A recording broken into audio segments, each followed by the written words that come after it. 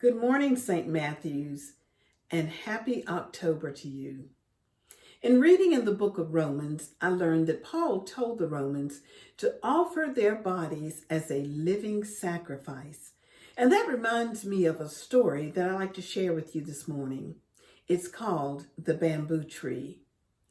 Once upon a time, there was a beautiful garden that lay in the heart of a great kingdom. And in the cool of the day, the master would walk throughout his garden. And of all the inhabitants there, the most beloved and most beautiful was the bamboo tree. Oh, bamboo stood tall and stately and grew more glorious year after year.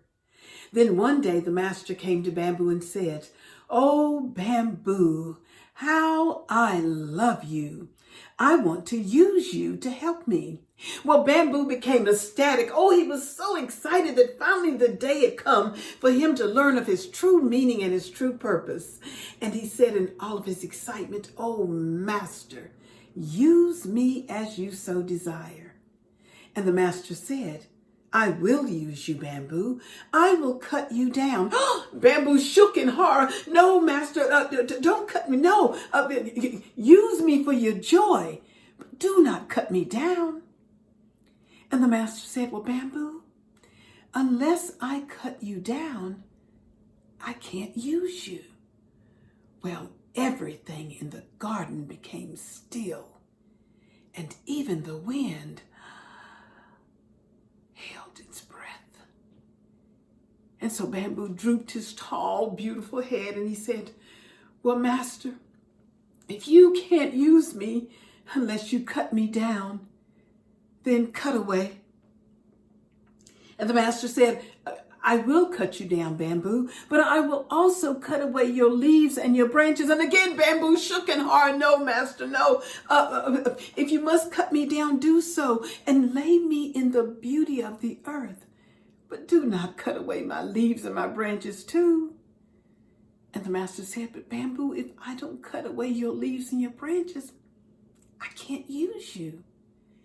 And so Bamboo drooped even further and said, "Well, master, if you can't use me unless you cut away my leaves and my branches, then do what you must do." And so the master said, "Oh, Bamboo, my beloved Bamboo, there is more I must ask of you. I will have to split you in two and cut out your center. And you see, if I don't cut you just so, I can't use you."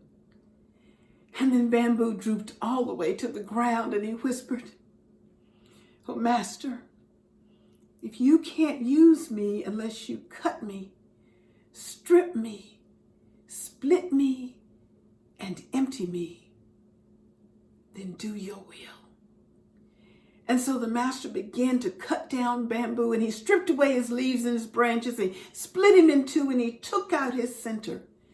And of all the broken pieces of his beloved Bamboo, he picked them up from the ground and he carried them down to a stream of fresh, sparkling water that lay right next to his dry fields. And there the master laid down the broken pieces of his beloved Bamboo. One part of his body was in the stream and the other was in the irrigation channel in the dry field. And before long, there was fresh, sparkling water traveling through Bamboo's body over to the dry field. And soon the field was flooded. And once it was flooded, then rice was planted. And in days and weeks and in time, there was a harvest.